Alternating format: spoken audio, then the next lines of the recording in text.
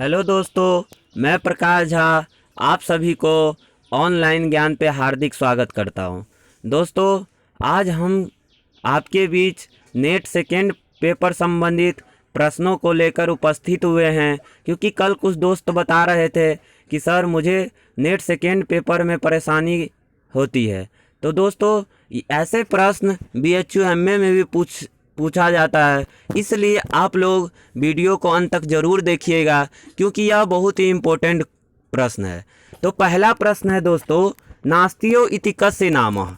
नास्तियो किस देवता को कहा गया है? तो पहला ऑप्शन है द्यावा पृथ्व्यो, दूसरा ऑप्शन है इंद्रावर्णयो हो, तीसरा ऑप्शन है अश्विनो हो, चौथा ऑप्शन है इंद्राग्नियो हो। तो आप लोग इसका आंसर बताइएगा दोस्तों। तो इसका राइट आंसर है अश्विनो हो। अश्विनी देवता को क्या कहा जाता है? तो नास्तियो कहा जाता है। और इनका दूसरा विशेषण भी है, तो उसको कहा जाता है दसरा। अश्विनी किस लोक के देवता है? तो द्योलोक के देवता है। इस प्रकार से 3 प्रश्न आपको देखने को मिलेंगे कि द्योलोक का कौन सा देवता है? तो अश्विनी देवता है। नास्तियो किसका विशेषण है? तो अश्विनी का है। दसरा किसका विशेषण है? तो अश्विनी का है। चलिए दोस्तों, हम सेकेंड प्रश्न पे आते हैं। चंद्ररथा का वर्तते। चंद्ररथा किस देवता को कहा गया है? तो इसका राइट आंसर हो जाएगा उषा। उषा को क्या कहा जाता है? चंद्ररथा कहा जाता है। उषा किस लोक के देवता है? तो उषा द्योलोक के देवता है।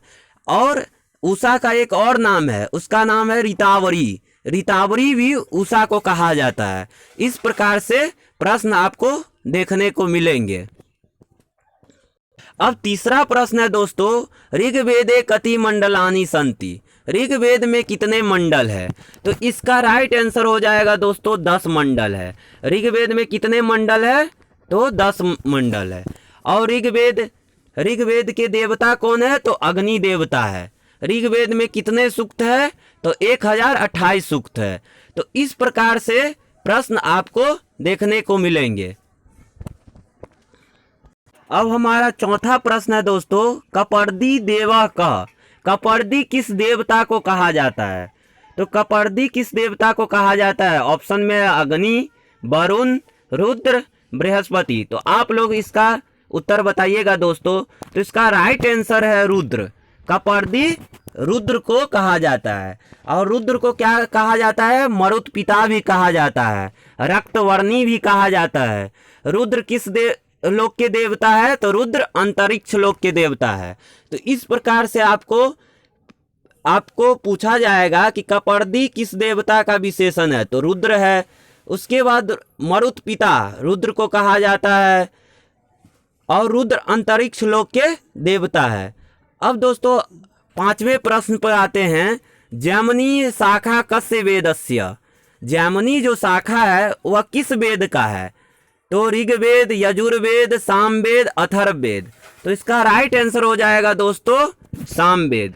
सामवेद जैमिनी शाखा के अंतर्गत आता है, और जैमिनी इसके ऋषि भी है। छठे प्रश्न है दोस्तों कि नक्षत्र संपात गणया केन वेद कालो निर्धार्यते। तो नक्षत्र संपात जो है तो वो कौन सा वेद काल निर्धारित किया है? तो मैक्स मूलर, वेबर, बाल गंगाधर तिलक, जैकोबी। तो इसका राइट आंसर हो जाएगा दोस्तों बाल गंगाधर तिलक। बाल गंगाधर तिलक ने नक्षत्र संपात की गणना किया था। और ये बाल गंगाधर तिलक थे जिन्होंने ज्योतिष के आधार पर वेदों का काल निर्धारण किया था। इसमें निरुक्त में कितने कांड है? तो 3 कांड है। और निरुक्त के लेखक कौन है? तो यास्क जी है। निरुक्त में कितने अध्याय है? तो 12 अध्याय है। तो निरुक्त की कांड संख्या 3 हो गया। निरुक्त के लेखक यास्क जी हुए, और निरुक्त में 12 अध्याय है। अब 8वें प्रश्न पे आते हैं। आघाता गच्छ इति पठ्यते। आघाता गच्छ किस में पठित होता है? तो ऑप्शन में है इंद्र सूक्त, दूसरा ऑप्शन है वरुण सूक्त, तीसरा ऑप्शन है विश्वामित्र नदी संवादे, और चौथा ऑप्शन है यम यमी संवादे। तो इसका राइट आंसर हो जाएगा दोस्तों यम यमी संवादे। क्योंकि यम यमी संवाद में आघात गच्छ इति का पाठन किया जाता है और यम यमी संवाद ऋग्वेद से संबंधित है। 9वां प्रश्न है दोस्तों, तमसो माह ज्योतिर्गम्य इति कुत्र विद्यते। तमसो माह ज्योतिर्गम्य इति कुत्र विद्यते। ऋग्वेदे बृहदारण्यके अथर्ववेदे सामविधाने। तो इसका राइट आंसर हो जाएगा दोस्तों कि तमसो माह ज्योतिर्गम्य बृहदारण्यक में है, जो शुक्ल यजुर्वेद से संबंधित है।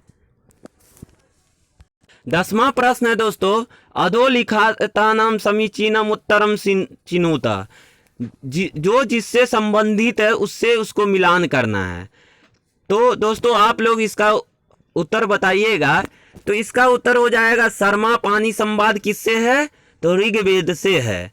उसके बाद कल्प किससे है, तो हस्त से है। इस प्रकार से इसका राइट आंसर हो जाएगा option number C. Option number C हो जाएगा राइट आंसर। 13वां प्रश्न है दोस्तों, कृष्ण यजुर्वेद संबंध अस्ति।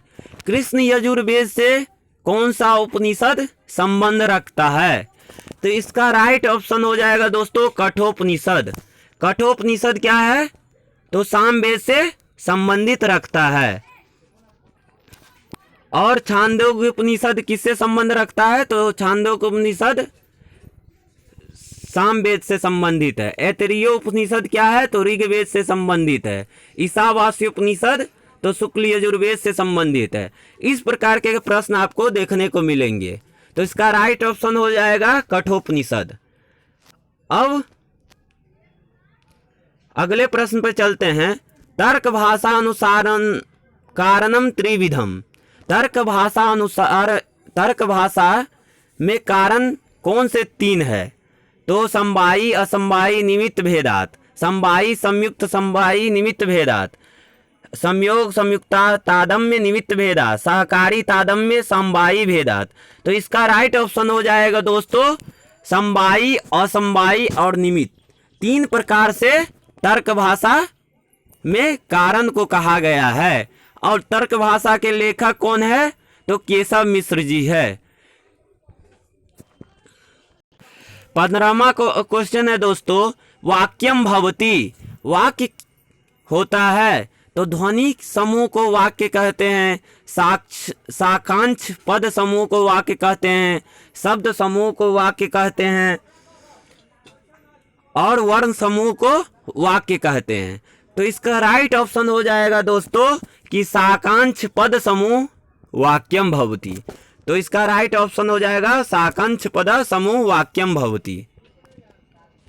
अगला प्रश्न है दोस्तों कि कीदृश तर्क भाषा सम्मत अपवर्ग। तर्क भाषा सम्मत में अपवर्ग क्या है, तो इसका राइट ऑप्शन हो जाएगा दुःखस्यान्तिकी निवृत्ति। तर्क भाषा में जो केशव मिश्र जी की रचना है उसमें दुःखस्यान्तिकी निवृत्ति, दुख का जो निवृत्ति है उसको क्या कहा गया, अपवर्ग कहा गया है। उसके बाद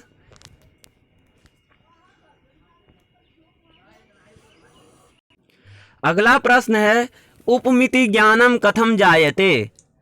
तो उपमिति ज्ञानम कथम जायते, पहला ऑप्शन है व्याप्ति ज्ञानात, दूसरा ऑप्शन है इंद्रिय सन्निकर्षात, तृतीय ऑप्शन है सादृश्यात, चतुर्थी ऑप्शन है पद ज्ञानात।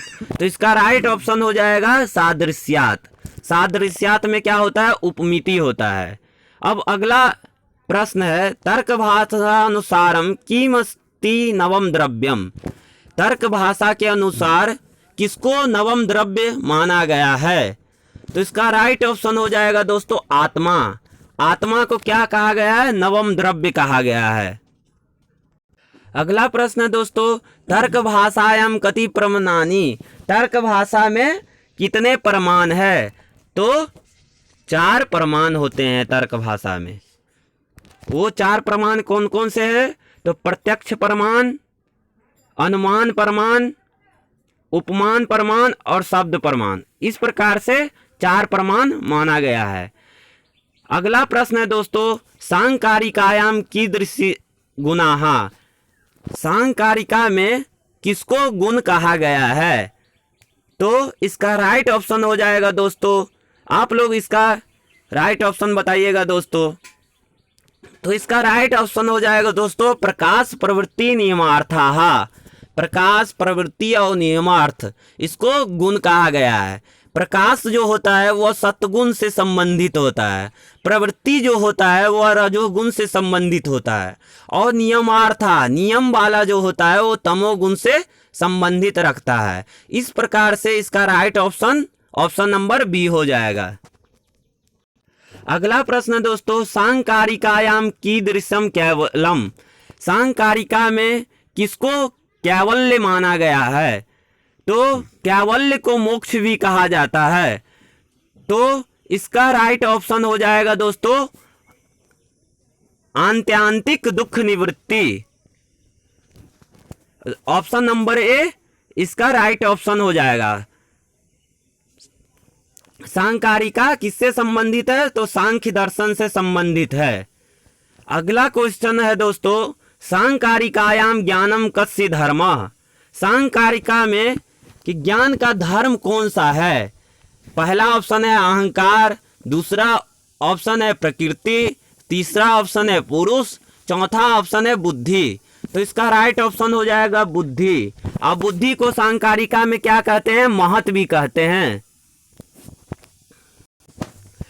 अब अगला प्रश्न दोस्तों, वेदांत सारे अज्ञान से कति विधा शक्ति। वेदांत सार में अज्ञान कितने प्रकार के होते हैं? तो इसका राइट ऑप्शन बताइएगा दोस्तों। ऑप्शन पहला ऑप्शन है द्विविधा, दूसरा ऑप्शन है त्रिविधा, तीसरा ऑप्शन है चतुर्विधा और चौथा ऑप्शन है पंचधा। तो इसका राइट ऑप्शन हो जाएगा द्विविधा। वेदांत सार में अज्ञान को द्विविधा कहा गया है। और वेदांत सार के लेखक कौन है? तो सदानंद योगी जी है। अब अगला प्रश्न है दोस्तों, वेदांत सारे अनिवर्चनीयम किम। वेदांत सार में अनिवर्चन कौन है? तो ईश्वर, जीव, जगत, ब्रह्म। तो वेदांत सार में ब्रह्म को अनिवर्चनीयम कहा गया है, इसलिए इसका right option option number D हो जाएगा। अब अगला प्रश्न है दोस्तों, वेदांत सारे ऋग लिंग शरीर से कति अवयवा। वेदांत सार में लिंग शरीर कितने हैं? तो त्रयोदश, पंचदश, सप्तदश, एकोनविंशति। तो इसका राइट ऑप्शन हो जाएगा दोस्तों सप्तदश। तो दोस्तों ये सब प्रश्न बहुत ही इम्पोर्टेंट है, इसलिए इस वीडियो को आप लोग बार बार देखिएगा और नहीं समझ आने पर कमेंट बॉक्स में ज़रूर पूछिएगा दोस्तों। और आज की क्लास अगर आप लोगों को पसंद आया होगा तो हमारे चैनल को सब्सक्राइब ज़रूर कीजिएगा और वीडियो को लाइक ज़रूर कीजिएगा। जय हिंद दोस्तों।